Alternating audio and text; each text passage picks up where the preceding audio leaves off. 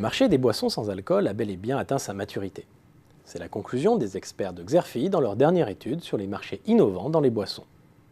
Comme vous pouvez le voir sur ce graphique, la croissance des ventes totales en valeur de boissons sans alcool en grande surface ralentit depuis 2011. Et les raisons de croire à une embellie à court terme se réduisent. Hors effet de la conjoncture sur la consommation, c'est d'abord la guerre des prix en grande distribution qui pèse sur la valeur des ventes compte tenu de la saturation du marché. S'ajoute à cela le risque bel et bien réel d'un nouveau durcissement de la fiscalité sur les boissons sucrées et édulcorées. Dans ce contexte difficile, ce sont les grands industriels qui sont les principaux perdants. Ils restent en effet engagés dans une course effrénée à la part de marché, alors que le gâteau ne grossit plus. En conséquence, leurs marges se tarissent. Alors comment sortir de cette situation par le haut ? Eh bien, les industriels n'ont pas d'autre choix que d'innover. Mais les innovations incrémentales, orientées autour du triptyque composition, parfum, format, ne suffisent plus. Les experts de Xerfi soulignent qu'il s'agit désormais de se différencier selon 3 grands critères. Critères auxquels répondent aujourd'hui les produits les plus performants.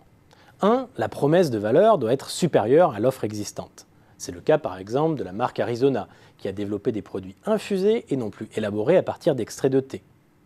2. Le ciblage doit dépasser la clientèle historique. Tourtel a par exemple attiré un grand nombre de consommateurs additionnels avec sa gamme de bières aromatisées aux fruits, Tourtel Twist. 3. Enfin, c'est la modernisation des codes de la catégorie. C'est par exemple ce qu'il s'est passé pour certains jus de fruits réfrigérés qui ont été commercialisés dans le rayon snacking. Mais même si le succès est au rendez-vous, les industriels doivent déjà penser au coup d'après et faire face à de nouveaux entrants qui ont fait des innovations de rupture leur chasse gardée. Citons là des TPE-PME comme Vitamine Well dans les eaux vitaminées, Vai Vai dans les eaux à base de coco ou encore Sloco dans les boissons relaxantes. Ces acteurs cherchent aujourd'hui à gagner en notoriété avec différentes stratégies, par exemple en s'associant avec un incubateur, chargé de les valoriser auprès des distributeurs, en développant leur propre force de vente, ou encore en recrutant un ambassadeur comme Zlatan Ibrahimovic pour Vitamine Well par exemple.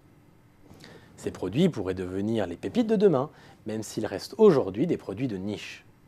Mais attention toutefois à ne pas considérer ces niches comme la panacée pour les opérateurs traditionnels.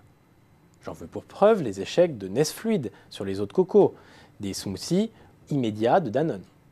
Ces déceptions semblent bien entendu inévitables et seront autant d'expériences mobilisables pour l'avenir.